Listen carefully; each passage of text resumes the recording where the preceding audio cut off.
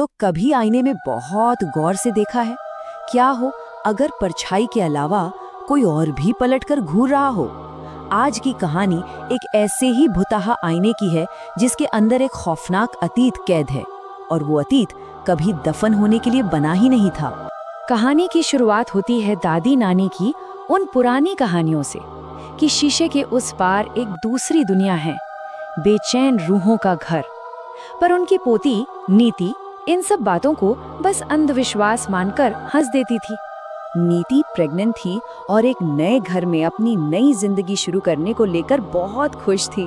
उसने अपनी दादी की सारी बातें, सारी चेतावनियां सब नजरअंदाज कर दी।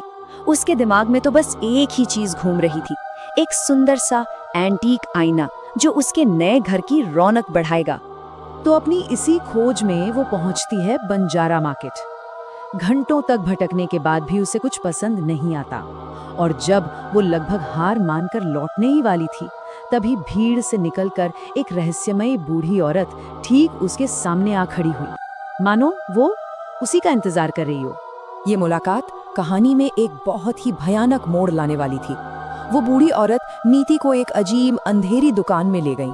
दुकान में अगरबत्ती की बहुत तेज महक थी और वहां की हवा में एक अजीब सी मनहूसियत भरी हुई थी। उस औरत की बातें बहुत अजीब थीं। उसने कहा कि वो जानती है कि नीति प्रेग्नेंट है। फिर अपनी मरी हुए बेटी की एक दुख भरी कहानी सुनाकर उसने नीति को और भी ज्यादा बेचैन कर दिया। नीति को बहुत अजीब लग रहा था, पर उस दुखी औरत का दिल रखने के लिए वो न चाहते हुए भी वो आईना खरीद लेती है। घर आकर उसकी घबराहट और बढ़ गई। उसे लगा जैसे आईने के अंदर से कोई उसे घूर रहा है।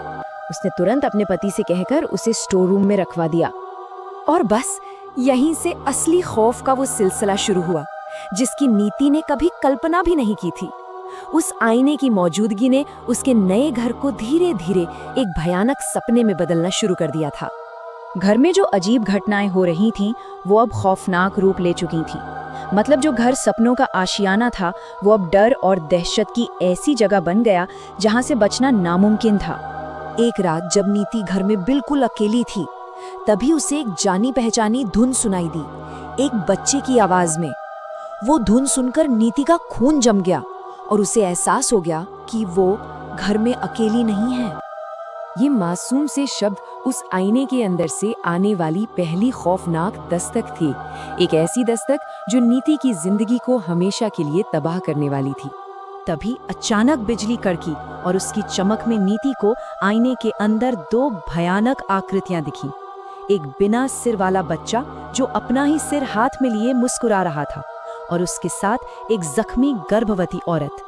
इससे पहले कि वो कुछ समझ पाती, वो आकृतियां आईने से गायब हुईं और अगले ही पल ठीक उसके सामने खड़ी थीं। अब ये सिर्फ एक साया नहीं था, ये एक हिंसक हमला था। किसी अनदेखी ताकत ने उसे उठाकर कमरे में फेंक दिया, जमीन पर घसीटना शुरू कर दिया।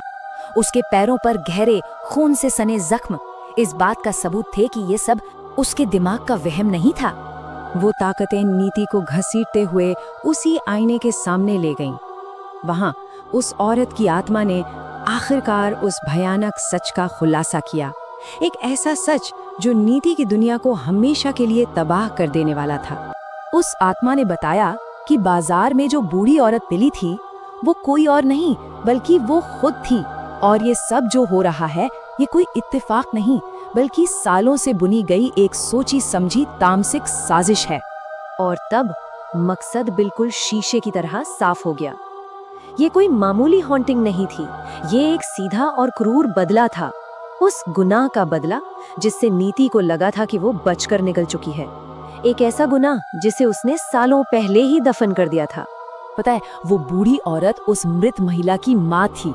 उसने उस रात नीति का चेहरा देख लिया था, और फिर उसने काले जादू से अपनी बेटी और नाती की आत्मा को उस आईने में कैद कर लिया और बस सही मौके का इंतजार करने लगी। एक माँ का दर्द अब एक भयानक इंतकाम लेने को तैयार था।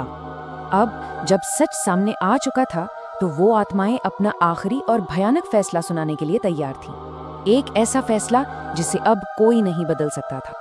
नीति माफी मांगती रही, गिड़गिड़ाती रही, लेकिन उन तामसिक आत्माओं पर कोई असर नहीं हुआ।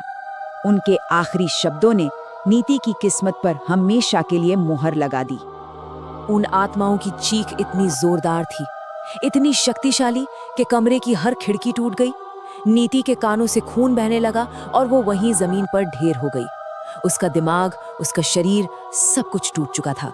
बदला पूरा होते ही वो आईना जिसमें उन रूहों को कैद कर रखा था, एक जोरदार धमाके के साथ टूटकर चकनाचूर हो गया और कमरे में एक अजीब भयानक सन्नाटा पसर गया।